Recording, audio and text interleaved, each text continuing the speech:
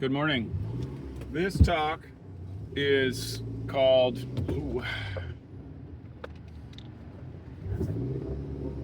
Drive Safely.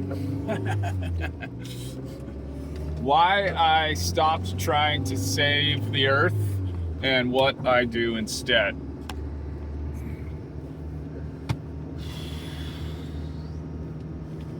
I mean, I know a lot of you are just like in such uncertainty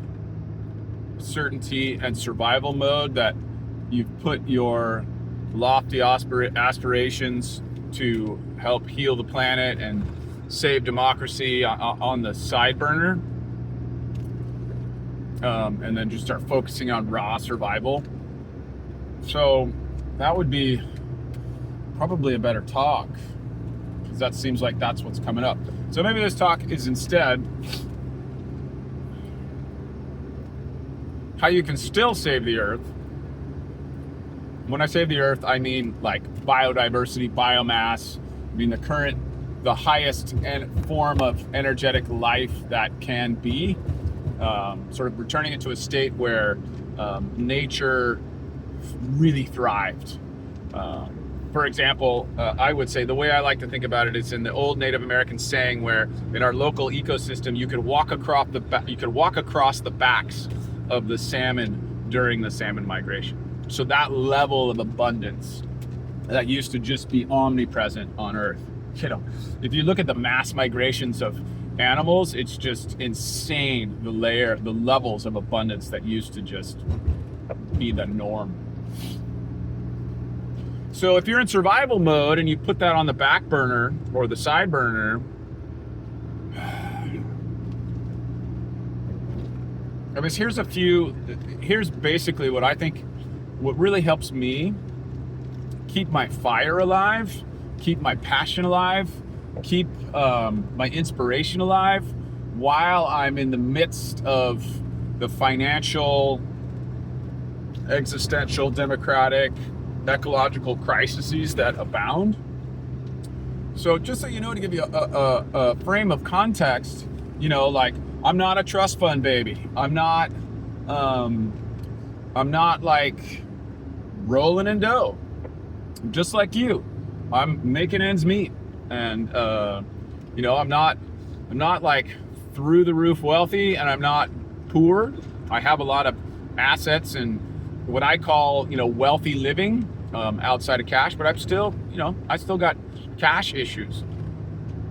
So this talk is really about, like, how do you thrive inside of your limitations? So, and I think, you know, what most of us don't understand, or most of us underappreciate, is the importance of our sort of micro beliefs.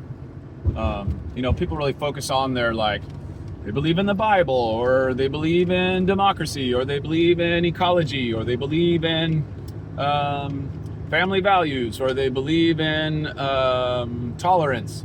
And those are all, you know, really grounding, important things to think about.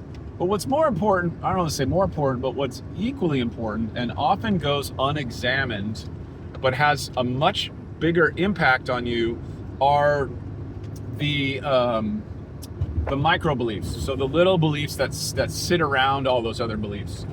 So maybe you have a belief that if you really were to focus on money, that would mean that you're greedy. Maybe you have a belief that hard work means that you can't have any fun. Maybe you have a belief that it's either work or health, or it's work or family. Or maybe you have a belief that you have to work 80 hours a week in order to get ahead. So all of those kind of beliefs are really what those are what cause you to be in action or not in action, in combination with how you coexist inside of your ecosystem. And like I've said before in other talks, your personal ecosystem is comprised of your roles, your rituals, your relationships, and the physical environment that you occupy. So one of the big myths that we need to break apart is this idea that somehow all you need to do is tweak your personal actions and then everything's going to drop out of that. It's a partial truth. That's why you hear so many of the gurus sort of always just sort of pushing this idea forward. Here it is in a nutshell. In a nutshell, you got to tweak your personal beliefs so that they're aligned with achieving your goals in life, so that they're aligned with abundance and prosperity and health and happiness and wealth. I just was being redundant, and so I was just noticing in my mind, like, prosperity, wealth, those are the same things. Don't say that next time, Mike. So, slowing down a little bit, take a breath.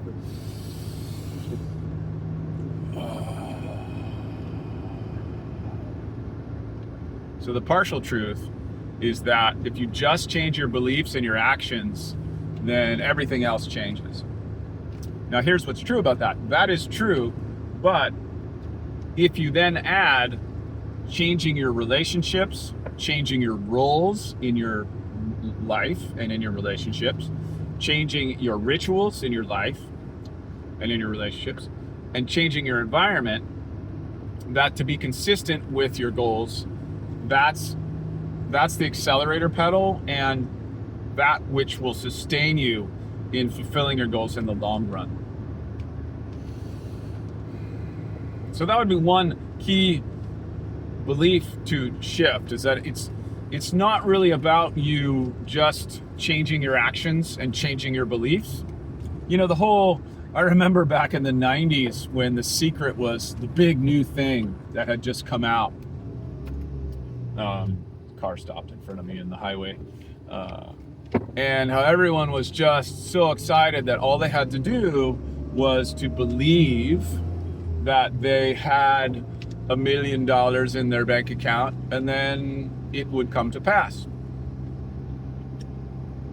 And there's a partial truth in that. That's why it's so compelling. It's so compelling because if you absolutely, believe that and then focus all of your energy on that, and it's true for you, then there's a higher probability that that's going to occur. But most people don't have the capacity to authentically believe that. And authentically believe it is still only a partial truth, because it's an authentic belief that has to then be followed up by real action. So then the next part of that is, if you can convince yourself to believe that, that's a really bad goal because it's too vague and doesn't speak to your heart and your values and your interests. It's just like saying, I want more power. I want power, which is the path to the dark side if you're a Star Wars fan, as I am.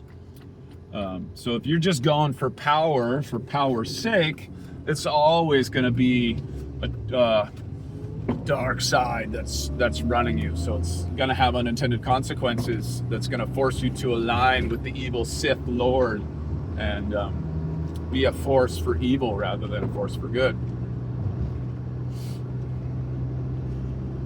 So there's a lot of stuff that I'm unpacking here. Let's just slow it down a little bit and back it up. So how are you going to thrive in these times of uncertainty?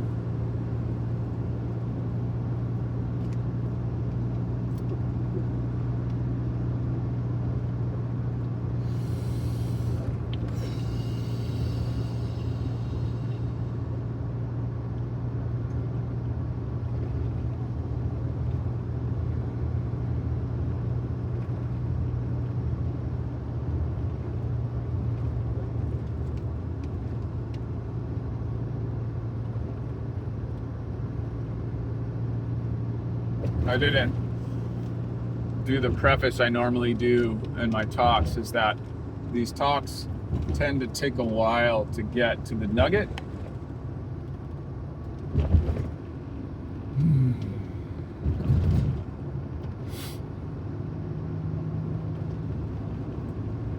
And I would encourage you to sit with the quiet spaces that I stop and create. because in a lot of ways, the path to mastery is through stillness. Made another video about that as I was more acute in recovering from a concussion and learned the depth of the importance of stillness again.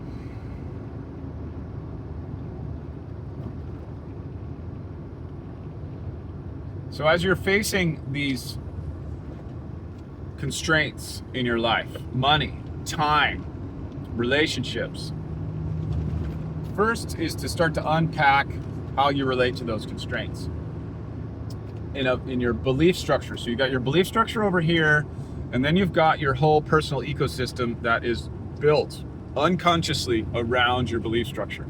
So you first start to unpack your belief structure, and then you start to unpack how you've created this whole unconscious support scaffolding that holds up that belief structure. If you try to tear down your belief structure, let's say you have a starving artist belief structure, and then you're like, okay, I'm going to be a wealthy artist, and then everyone you know and the way that you work and the world that you live in and the things that you do every day, the rituals that you have, they're all consistent with a starving artist, and you're just trying to create a new narrative in your head. Your environment is going to pull so strong back to that old narrative that it's going to be very difficult for you to pull out. So let's just stick with the starving artist narrative.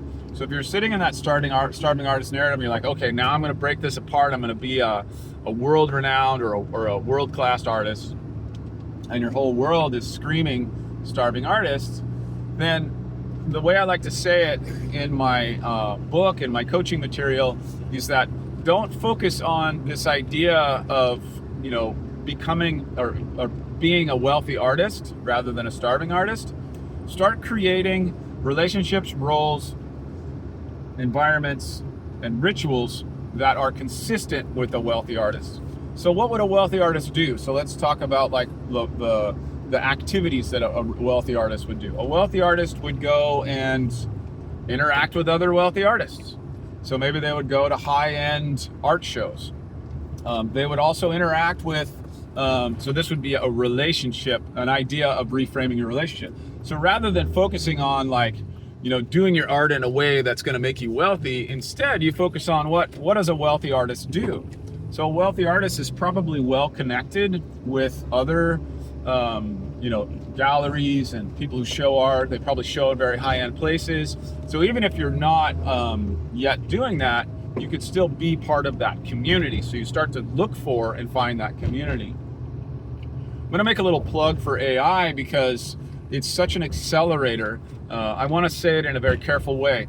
AI will accelerate and enhance your preconceived biases. So it's like anything, the social media, AI, the internet, it all just pushes you more money. It all pushes you in the direction that you're already going faster. So the first thing you need to do is to really deconstruct your identity so that you get to a place of actually creating something that is more. Sorry, I saw a friend. I wanted to say hi, but I'm not gonna. I'm just gonna keep making my video. He's busy working anyways. He's an electrician and a general contractor. So when you're using AI to recreate your identity and your life to be more resilient around these constraints in this uncertain world that we're facing right now, the first thing you do is work with your own cognitive biases and your own assumptions. So one of the ways that I work with AI is I actually in my specific instructions part, I use ChatGPT, and in the personalized instructions, I tell ChatGPT, I said, look, I want you to challenge my assumptions. If I make an assumption or start a line of questioning that is suspect, that is not objective, I want you to ask me a question and ask me why I started with that question, why I didn't start with a different question. So you need to use AI in a way that's going to catch your cognitive biases, catch your unrecognized and unconscious assumptions. Okay, done with the AI for now. We're going to do other videos on that in the future. Oh, sorry, I'm going to go back to AI. I just went to a friend's house as I was driving down the hill. In their fridge, it wasn't freezing. The freezer stopped working. So we got there and I looked at the fridge, and I've made other videos about how to use AI, how to use it as a diagnostic tool. So one of the things that I just looked at it said FF on the freezer. I took a picture of the model board, and then I asked ChatGPT, I said, tell me what this signal means, and then give me, the top 5 most probable things that it could be. And FF meant freezer fan. So the freezer fan isn't working, and it could have been to a buildup of ice, and it could have been due to just a reset that needed to be done. And I showed that to him. We did it. So the reason I want to share that with you is that I'm noticing a lot of resistance to AI right now among my community. AI most definitely has the possibility of making you dumb. And that's pretty what people are thinking. And it's really, really an issue, especially with young kids. But it's like any technology. If you use it right, it will make you so much more powerful. And obviously, most people know that, but just got to know it's a double-edged sword, man, and you got to put guardrails around it. All right, this talk is much longer than I have time for, so I'm just going to end on this quick little note.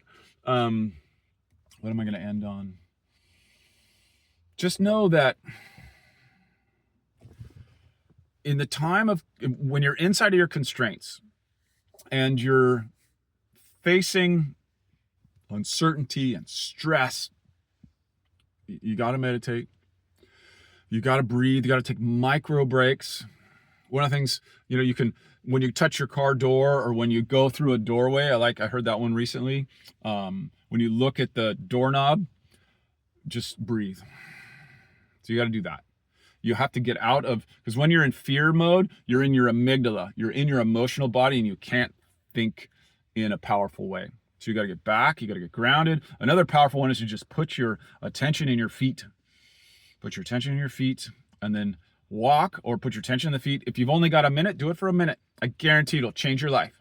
It's that 1 minute that people think, oh, it's not going to matter, but it really makes a difference. It's that you don't take that minute that really matters. So you put your attention in your feet. It's also why I encourage you to just sit through the pauses when I stop and I breathe. That's me grounding myself again.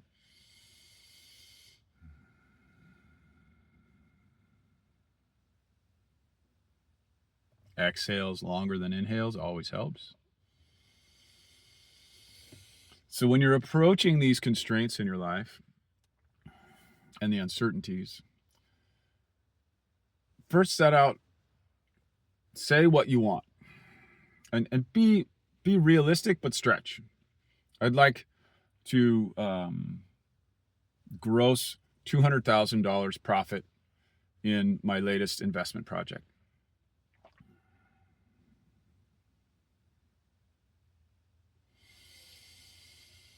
And then just think of the one thing that you can do to move that forward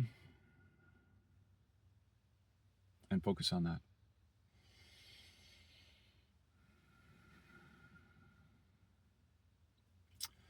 And here's a belief that I want to offer to you. The belief is this: you don't want to be free of constraints. That's the false, psychotic goal of Western civilization. The idea that somehow, if we're free of constraints and we have unlimited resources, that our lives can be better. It absolutely does not work. You need constraints. And you just need to learn how to live within those constraints and to use those constraints so that you can have problems that feel more inspiring. So let's just do that. So flip the whole narrative to all I'm looking for is the most inspiring problems that can be attacking my nervous system. And from that spot, calming myself, centering myself, and then approaching those problems. And then, like I said in the beginning of the talk, reorganizing your relationships, your roles, your rituals, and your environment to be consistent with someone who lives the way you want to live, that has what you want to have. Okay, I hope that's been helpful. Challenge me, leave comments below. I do try to answer every comment if I see it, so if I can.